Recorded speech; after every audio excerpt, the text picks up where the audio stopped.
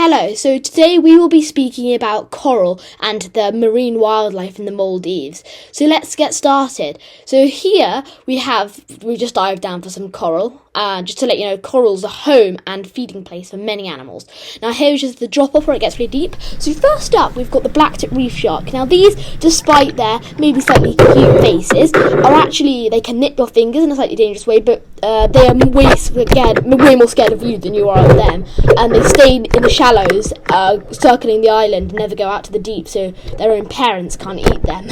So then here we've got the triggerfish, a yellow triggerfish, one of my favourites. Then here we've got the pufferfish or the boxerfish. It's hard to tell, but we think if it is a pufferfish it will be dangerous, so we stayed away just in case. Here we've got the blue powder surgeonfish, one of my also personal favourites, which have got like sharp points, which is why they're called surgeonfish. Now this is a schooling bluefish, not really particular name. Now this looks like a Moorish idol, but Moorish idol don't school in this way, so we know it's a bannerfish. So bannerfish are also very cool, nice banner on top. Then here another type of schooling fish staying near the coral, probably come from another island to feed. Next up we've got one of my favourite of the eagle rays. Now the eagle ray is a very cool ray that is very spotted. It's got a very spotted top. Now despite their long tails they aren't as dangerous as they look. In fact they're totally not dangerous at all. Now this is in a family, which is amazing, quite rare to find them in a family. Then now I'm getting in the water to a new type of animal, which is the manta ray. So we got a professional diver to dive down and get a really good shot of the manta rays to show you. He sort of met the manta rays, but manta rays are coming here in this lagoon, which is sort of a piece of water between an island, to feed and clean. So they're cleaning and feeding themselves for their own well-being.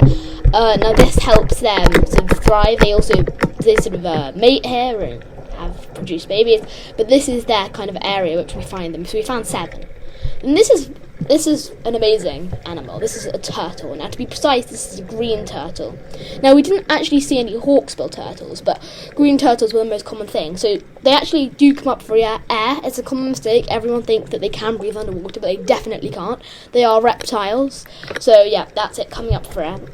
Now they can hold their breath up for 8 minutes, which is quite a long time. So this is another shot we got of it.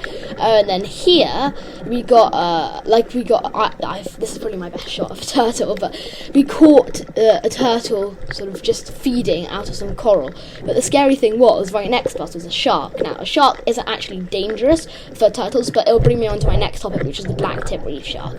So here are some shots we got of black tips. Now black tips aren't dangerous. We already showed you the babies, but black tips usually come in groups of 3. There's also white tips and grey reefs, but we didn't really see any of those. So black tips, they aren't dangerous, but if you bleed, they might slightly attract you, and they can be scary, and I recommend you don't go near them types. Now next up, as I jump in the water, we see something else, which is, yes, 2 stingrays, but also, there are the 2 stingrays. There's actually one at the moment, but yeah, a nurse shark. Now nurse sharks are even less dangerous, but even bigger. So these have got lots of fins. They feed off.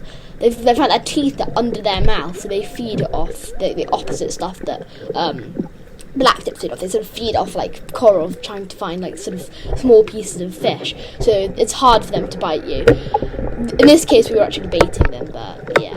Now here we have an anemone. It is an odd time to show you, but it's a clownfish anemone. Now here we've got the baby nurse shark, it stays there for protection. Sea cucumber, starfish, the most boring things. Then we have a hermit crab, a very cute animal. Here's my best ever photo of the holiday. Okay, and then here we have what happened when I dropped my camera. So when I dropped my camera, we spotted this eel. Now we don't know what type of eel this is. It might be a moray. I'm pretty sure it is a moray. Everyone thinks when they hear eel, conger eel, but no, you do not get many conger eels around here. So this is a moray eel. It tried eating the camera, then lost interest. It's very weird. And then after we found it, we just continued wanting to get good shots of it. And then yeah, this is it. So it's probably a baby moray or just a small species of moray. So you can see it running away around the sea cucumber. Then here is an adult moray or just another species of moray. We don't really know. It's probably another species. So here you can see it slithering away. It lives in the coral drop-off area for protection, and they mostly feed on small fish. But yeah, here it is slapping its mouth. We don't really know why it snaps its mouth. It could be hoping food gets in, or it could be for cleaning its mouth. Now, next up, we have the octopus. We didn't really collect any good pictures of the octopus, but we do think that it was amazing. Like, we can see the slimy bowl, so you can see it. You can kind of see it sticking up now. It's really camouflaged. You can't really see it, but look, it uses its own suckers to pull tentacles on itself, which is pretty amazing. So for protection, then it sort of sticks upside. But we've got to be very quick because the second we start filming it, immediately hides back down. So yeah, octopus are very rare here. This video has been an amazing experience for me, studying animals that we've never thought about before, looking at ways that fish survive in the most crazy ways.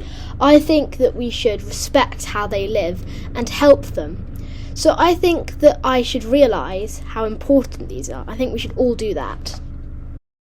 I also want to give a shout out to Fauna and Flora, which is an amazing charity for helping all animals. Feel free to sign up and get an account, and then you can give them charitable amounts and choose what it goes to, whether it's a bear camera trap or even just a fish being studied. It's a great thing to donate to, so you can think about that soon. Anyway, see you soon. Please subscribe and tell us what you think of this video.